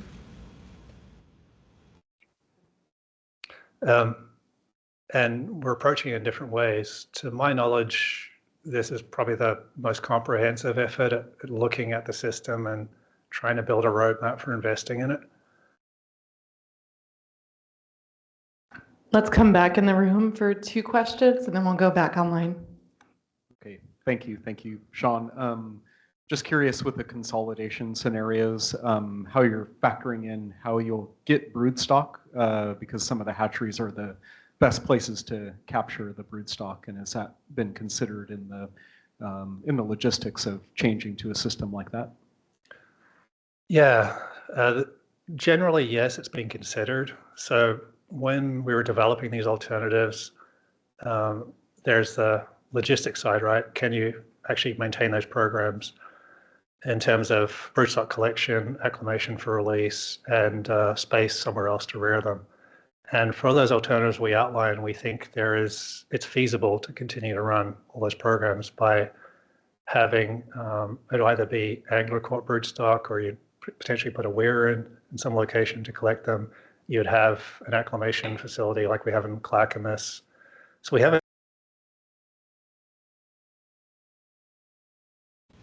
Lost audio again.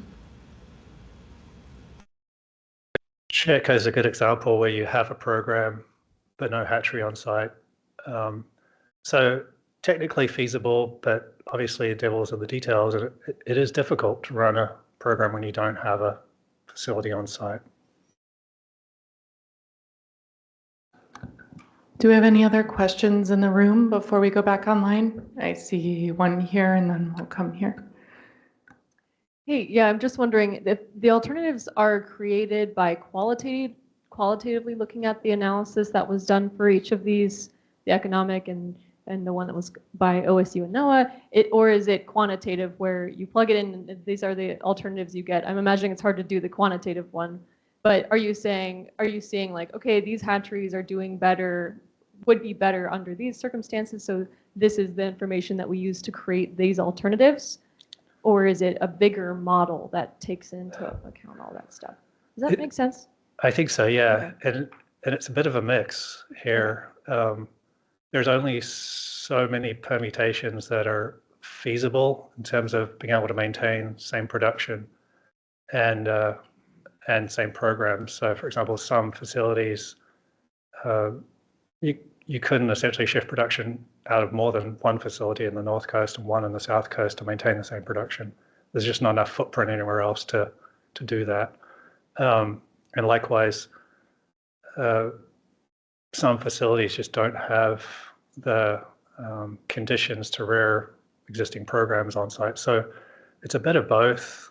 And in the North Coast, there's trade-offs to all three of those, right? So if, for example, LC comes out pretty low on the resilience side of things and pretty high on the cost side of things, so you would have to invest more there than at some of the other facilities to make this work. Chris, do you want to add anything more to that?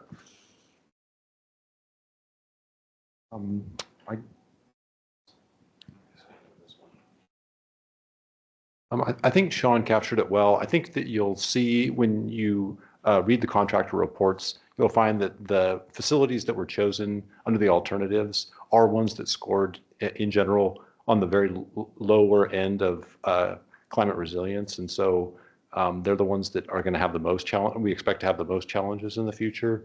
So it was definitely, although it was qualitative, we were thinking about the results that we had, and then as Sean said, there's just very limited options of how you could move production around in the system and still maintain kind of that production neutrality across species and trying to maintain a realistic opportunity to maintain the programs.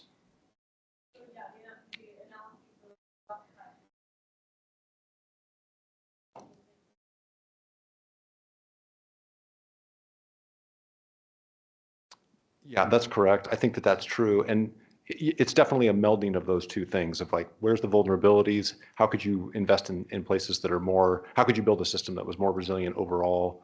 And then also then you have to dig into the production details and think about programs and species and what's possible. So I think we have a couple people in the room and we have about 3 comments online. Why don't we go through those until about 12:10 and then take lunch? And if we have some left over, we'll get them after lunch. Okay, so let's go online first. Question from Ty. Some of these facilities were never intended to raise trout, such as Alsea Hatchery. Did this evaluation alternatives take this into account?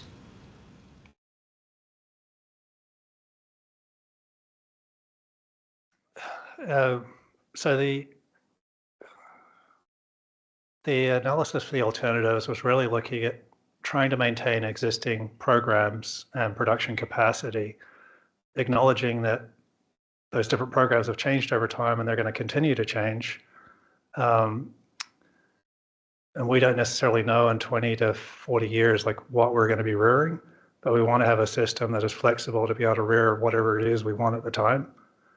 And so you're really just, when you're thinking about these different scenarios that Chris outlined, the alternatives, we're both looking at how can you maintain existing programs, but also how can you have a system that would be flexible to whatever we want to produce in the future, which may or may not be those same programs.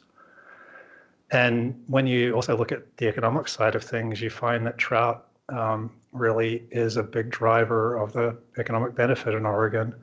And when you look at license sales too, it's also a big driver of license sales. So it's a popular product in the state of Oregon that people are wanting.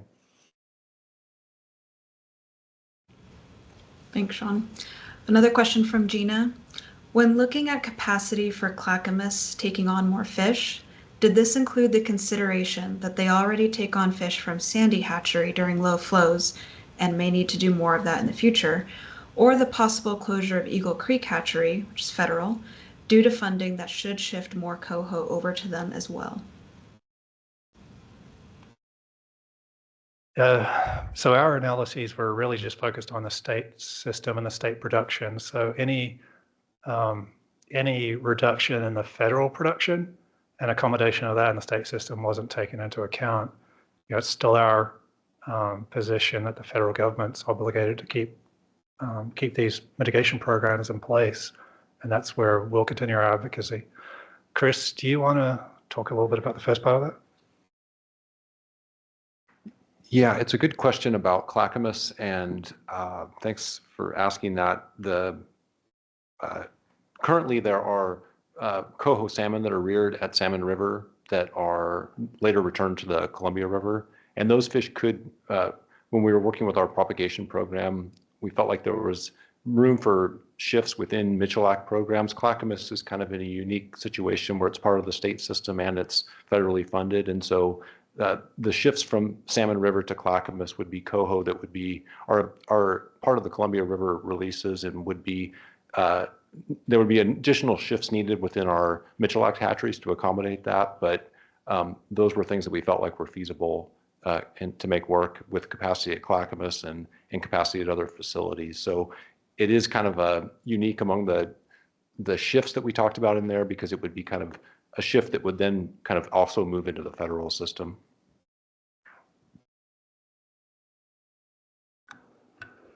Kellen, we're going to come back in the room and finish up. I think we had one question over here, but did you know that question, Jennifer, from your colleague? No. Okay. Here?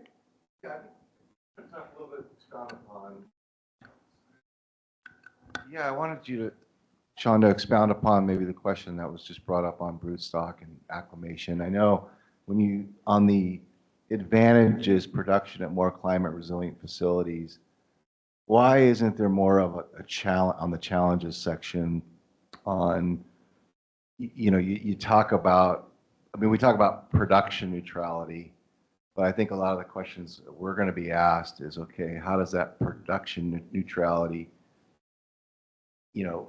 end up in returns and angler opportunity? And so I think the concern is, and I think we've heard that, is we may have production neutrality, but we may not have enough fish back. And how do we, is that all factored in? Because I don't really see that as a challenge here, when I would expect it to be a challenge to make sure that, and again, I know we focus on production neutrality, but I think our members are going to ask, okay, what does that mean for that fishery? Or is there less opportunity, or is it about the same opportunity? And I think that's a challenge I think we have in explaining that scenario on consolidated scenarios. Yeah, I think you're right. It definitely is a challenge, right, to maintain a program where you don't have a hatchery, but it's also an advantage in that if you think about fixed infrastructure, you're kind of stuck in that area, and you're vulnerable to changes in the environment around it. You're vulnerable to fire. Whereas if you have mobile infrastructure like collection acclimation facilities that you can move in and move out, you can do a couple of things. One, if there's fire around, it's less vulnerable to being burned. And two, if conditions change in that basin and collectively through our plans and policies, we decide we want to change production somewhere else, you're not tied to a location. You can move that kind of mobile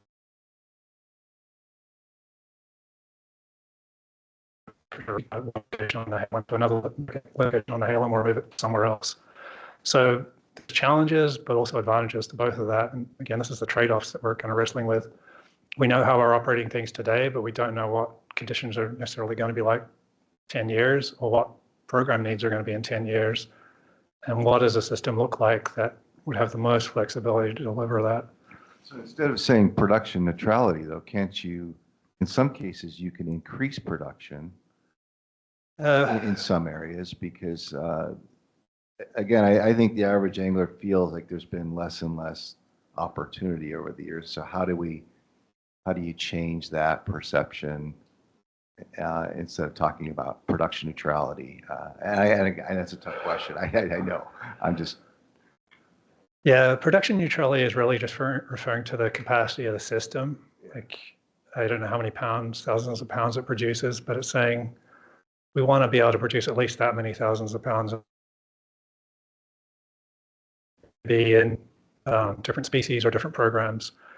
And to your point, like those things have changed over time as kind of circumstances in the environment have changed and as kind of demands have changed. And we expect they'll continue to change.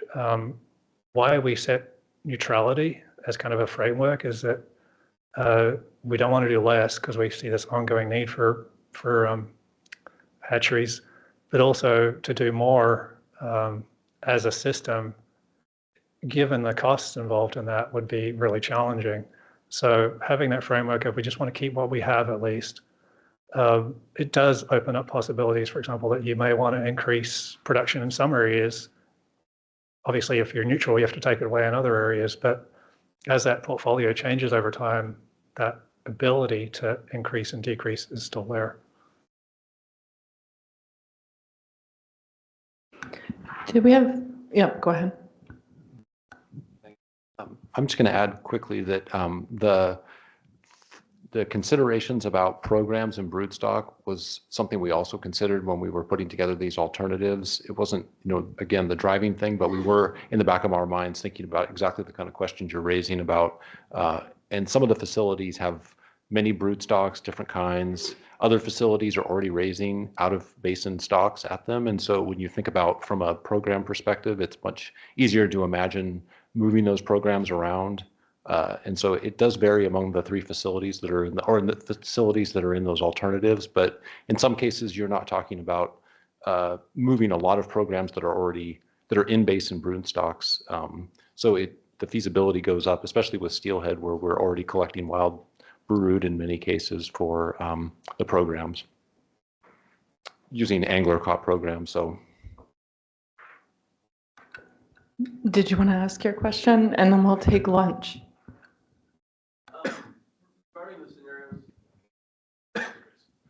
Regarding the scenarios for Southwestern Oregon, I'm just curious kind of what that breakpoint was when you were considering, that there really isn't an alternative.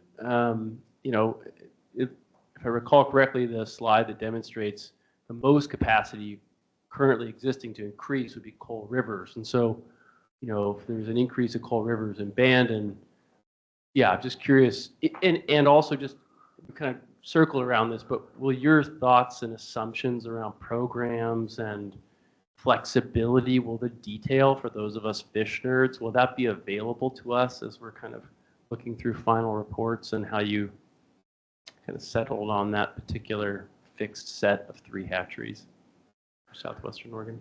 Yeah, I'll start and Chris can add. So if you wanted to look at another alternative, you've only got 4 facilities. So the other one would be rebuilding Rock Creek. And to do that and then shifting production either out of Bandon or Elk River, right? To shift that production out of Bandon or Elk River into Rock Creek would require a rebuild so big that it becomes cost prohibitive. Just the amount of chilling and recirculation you would need on site and the footprint. So it only works kind of one way there. Coal Rivers is a federal facility that we don't necessarily have control over. There's footprint there, but there's uncertainty about how you could expand into Coal Rivers to make some of that work. And it also becomes challenging for some of the programs like in the Chetco, bringing them further away there. So I don't, Chris, if you want to add anything to that. Can you just elaborate on the uncertainty around Coal Rivers expansion? Yeah. So when you'll see in the maps that we included 3 federal facilities in our analysis: South Santiam, Leeburg, and Coal Rivers. And Coal Rivers is the only one that was kind of figured into the alternatives, because when we got into that analysis, we realized that shifting a bunch of fish to federal facilities where there's a lot of uncertainty can look like a really good alternative when it may or may not be feasible in reality. And so there's certainly other permutations that involve federal facilities that could happen, but under the kind of operating assumptions we have right now, we didn't want to make the assumption that we could massively increase production at Coal Rivers, even though it's possible that there could be an increase in footprint there. The same for Leeburg and South San Am. There's possibilities at those places, but there's a lot of questions too. And so when we were putting together these alternatives, we really wanted to look specifically at the state system, how it could work, and not like kind of lean on the federal facilities as some kind of magic bullet that we can just move all the fish to the, and then our problems are solved. Any detail on the kinds of questions, but the kinds of questions, not wanting to be magic. Well, the main one is just the challenge of working with the Corps of Engineers on anything, frankly. It takes a lot of time and there's a lot of hoops to jump through, and we don't necessarily know what their willingness to engage in some of this is. So the alternative in the Southwest does not assume that there's any real expansion at Coal Rivers. It's taking advantage of shifts, bringing production back from Coal Rivers to Bandon, from Cusco Keel. And that creates the space for the North Umpqua. So you're not actually adding any infrastructure, you're just moving things around. And just Sean's response was for the folks online, Sean's response was in a question about what are some of the specific challenges or thoughts about Coal Rivers that you went into that thinking when you were putting together the alternatives. All right, I think we're at lunch. We have a couple of questions online that we'll start with after lunch before we dive into the rest of the agenda. Kellen, did you have anything you needed to say before we send people off? I was going to ask to repeat the question because we couldn't hear it online. So thank you, Chris. Great. So if everybody could come back in 1 hour, I think we're thinking you need an hour to get to lunch. Is that accurate? Yeah. So if we will start back up at 1:15. For folks online, feel free to mute yourselves and turn your cameras off and leave it open or re-log back in, up to you. Everyone in the room, we'll see you in 1 hour.